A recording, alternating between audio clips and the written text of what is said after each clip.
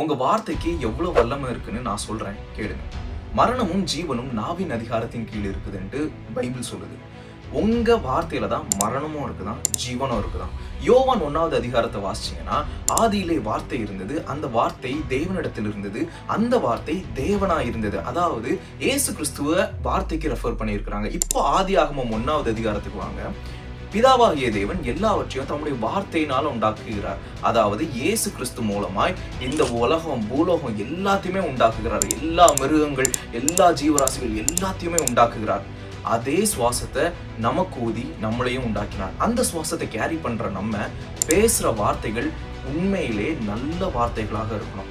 So நீங்க ஒரு பேடான situation இருக்குன்னா, speak life into your situation. எந்த நேரத்திலையும் நீங்க தவறான வார்த்தைகளை பயன்படுத்தாதீங்க. பிகாஸ் உங்க வார்த்தையில ரொம்பவே வல்லமை இருக்கு. நீங்க எப்பவுமே உங்க வார்த்தைகளை யூஸ் பண்ணும்போது அந்த வார்த்தைகள் இயேசு கிறிஸ்துவை பிரதிபலிக்கணும், மற்றவங்களை என்கரேஜ் பண்ற மாதிரி இருக்கணும். ஏன்னா அந்த வார்த்தையே இயேசு தான்.